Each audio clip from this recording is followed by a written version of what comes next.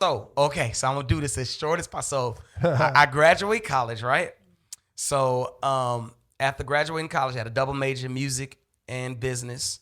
Graduated with honors. It was all great. So I'm 23, she's 21. We're getting ready for a marriage, and I'm saving for a ring, doing all these different things. So I was working at a bank right out of college. I worked in treasury management at a bank. I worked at my dad's church to minister music, and I worked as a piano bar musician. Wow. trying to not really make ends meet. I'm trying to save up for the life that I'm trying to build for me and Symphony. And while I'm doing that, I had this policy that I still try to live by today, that like if somebody asks you something, unless it's something that's going to be against your family or something like that, try your best to say yes. I don't even know why I said yes to this day, Corey, but I'm like, you know what? He asked me to go, I'm going to go. So I go lead this thing with him. And eventually he starts working for a church in Shreveport, Calvary Baptist Church, Southern Baptist Church in that area. And I'm working at the bank. He comes to see me and he's like, hey, Thomas, just so you know, our worship pastor just resigned. And I really think you should pray about being a worship pastor.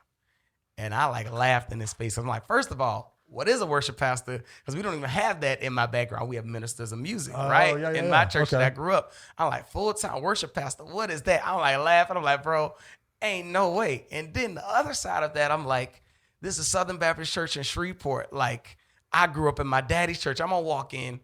Is there anybody that's going to look like me when I walk up in this church? I just believe that you can really make an impact at this church. I'm like, whatever, bro. So I kind of say, make him go about his way and listen. This is, again, a God thing.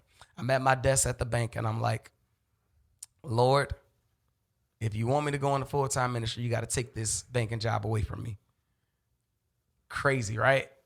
Just throwing it out there. That same day, my boss at the bank came to me and was like, hey, Thomas, you might want to start looking for other jobs because things are getting kind of tricky around here. The same day, right? Wow. I'm going to fast forward even further. So I start going to the church and like they're going through a serious type of situation of transition because their church, their pastor had left and gone to a different place. So they have an interim pastor there. They don't even know who the next pastor is going to be. And in that background, like you don't have a pastor.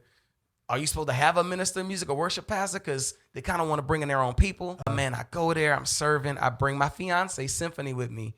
And we're in the car, and Tasha Cobb's Break Every Chain comes on the radio. And my fiance is bawling. And she's like, Thomas, God is calling you in the full-time ministry. And I'm like, no, he's not. You tripping. I like doing what I'm doing. I'm supposed to be the next Kanye. I work through all this stuff. And like, so eventually I get the offer from the church like, hey, we really want you to come. And, you know, at the same time, I'm talking with my dad because I've been my dad's minister of music since I was a kid.